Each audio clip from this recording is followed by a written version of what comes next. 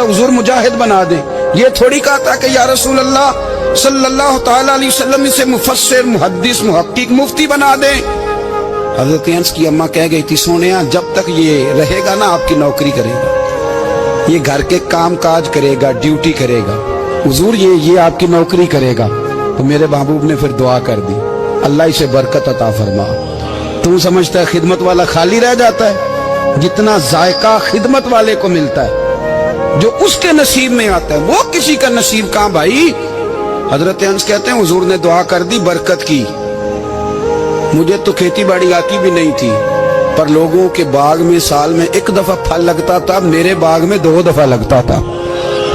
حضور نے دعا کر دی یا اللہ اسے اولاد دے۔ فرماتے ہیں میرے بیٹے، میرے پوتے، میرے نواسے، میری بیٹیاں، فرماتے ہیں میں زندہ ہوں اور میری 100 اولادیں موجود ہیں۔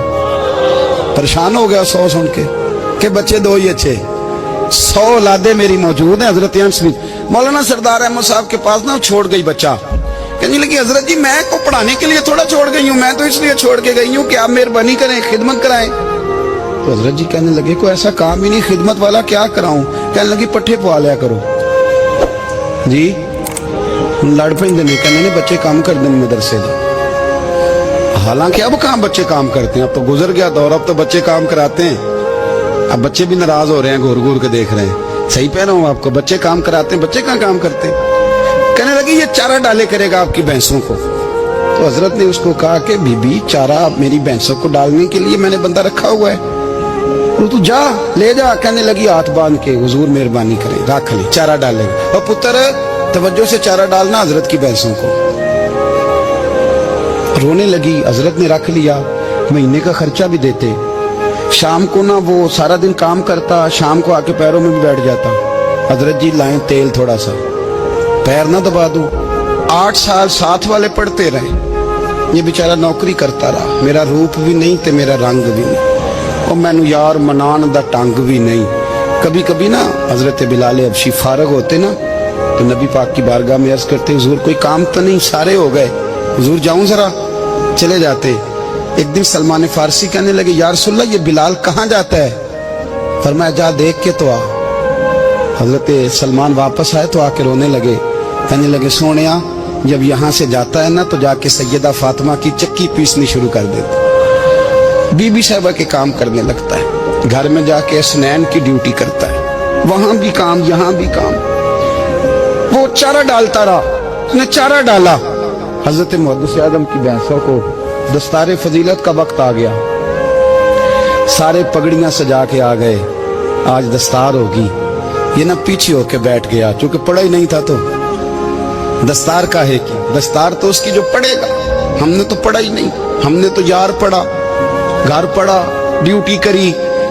حضرت محدث اعظم رحمت اللہ علیہ کے ہاں جب اعلان ہونے لگا نا کہ اب دستار ہوگی تو حضرت نے پہلا اعلان اس کا فرمایا۔ تو مت جان لا بندہ کپڑے بھی کدی کدی بدل دے نا، وہ کہتا ہے جس حال میں بھی تھا میں پلٹ کے دیکھنے لگا کہ پڑھا پڑھایا تو ہے، کوئی شے نہیں، تو یہ ماجرا کیا ہے؟ پیچھے سے اٹھ کے آئے تو کہتے ہیں باقیوں کی دستار کسی عالم نے کی، کسی صوفی نے کی، لیکن یہ بھینسوں کو چارہ ڈالنے والا جب آیا تو محدث اعظم نے فرمایا پگڑی کے بال کو کوئی ہاتھ نہ لگائے، یہ ساری دستار میں نے کرنی ہے۔ اور فرماتے ہیں حضرت بال بھی دیتے جاتے تھے اور آنسو بھی بہاتے جاتے تھے، ماتھا بھی چومتے تھے، اور فرماتے تھے دستار کے بعد چلا تو نہیں جائے گا یار، مجھے تو عبادت بھی نہیں رہ گئی، مجھے تو چابیوں کو بھی نہیں پتا کون سی کہاں رہتی ہے، جائے گا تو نہیں؟ تو رو پڑا، کہنے لگا سونیا جائے تو وہ جس کے پلے کچھ ہے ہو، آتا جاتا تو ہے کچھ نہیں، مجھے کس نے رکھنا ہے، میں نے کہاں جانا ہے، ادھر کہاں تو ادھر ہی رہوں گا۔ اس طالب علم کے سارے استاد بھائی کہتے ہیں اس نے دستار کرائی، پڑھا پڑھایا کچھ نہیں، پر جو مسئلہ اڑ جاتا تھا نا، وہ جو اڑ جاتا تھا نا وہ جا کے اس سے پوچھتے تھے تو کتابیں کھولنے کی ضرورت نہیں پڑتی تھی۔ مولانا امجد علی صاحب اعظمی رحمت اللہ علیہ فرماتے یکدم اعلیٰ حضرت کا دروازہ کھلا، یہ بھی میرے اعلیٰ حضرت کی زندگی ہے، اسے بھی دیکھ، یکدم دروازہ کھلا تو بوڑھے امام کے پیروں میں جوتا کوئی نہیں، اور اعلیٰ حضرت سر پٹ دوڑے۔ میں قریب گیا، میں نے کہا حضور میں صدقے جاؤں، کہاں جا رہے ہو؟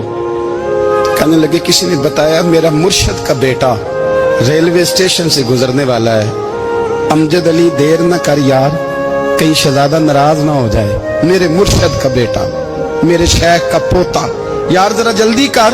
कहते हैं आला हजरत दौड़े रेलवे स्टेशन पे, उन्हें अगर फतवे लिखने आते थे किल के रजा है खंजरे खूंखार बरकबार, तो वो ये भी कहा करते थे कैसे आकाओं का बंदा हूं रजा। बोल बाले मेरी सरकारों के दौड़े गए रेलवे स्टेशन पे। और बूढ़े शेख सदर शरिया कहते हैं मैंने कहा हुजूर मैं ना चला जाऊं। कहने लगे ना पुत्र, मैंने बड़ा नमक खाया उस घर का, मैंने बड़ी नौकरी करी है, मेरी अपनी ड्यूटी है, तुम्हारी तो नहीं ना। मेरे शेख फरमाते रेलवे स्टेशन पे हजरत खड़े हैं, तो एक मुसाफिर उतरता, उसके करीब जाते अदब से सलाम लेते तो कहते मारेरा शरीफ से तो नहीं कोई आया।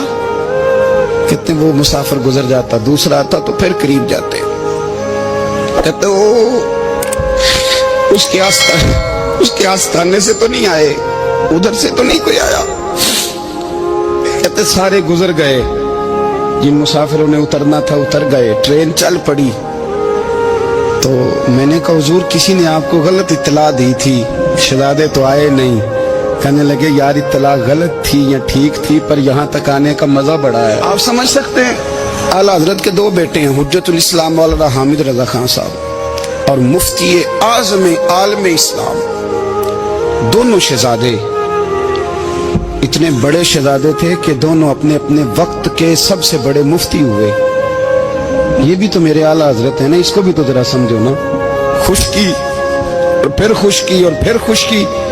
एक दिन पीर साहब ने कहा नूरी मियाँ साहब क्या अहमद रजा यार वो भैंसे रखी हुई हैं तो उनको ना गीदड़ आके तंग करते हैं, तो दो कुत्ते मिल जाए ना कभी, तो चलो रात को पहरेदारी करेंगे, दो कुत्ते मिल जाएं। मैं अक्सर सोचता हूँ कि आला हजरत तो आलिम थे, उनका कुत्तों से क्या लेना देना। हजरत जी आपने कुत्तों की बात करनी थी तो किसी दुनियादार से करते, दो कुत्ते मिल जाएं तो जरा जानवरों की देखभाल करेंगे।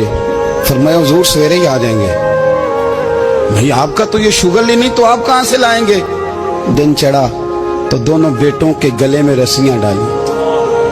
आला हजरत को सिर्फ आप फतवे की रोशनी में देखते हैं, आपको उस शख्स के दर्द का नहीं पता, उसके जायके का नहीं पता, वो किस स्टेज का आदमी है, स्टेटस क्या है तरीकत में, शरीयत में, इश्क में।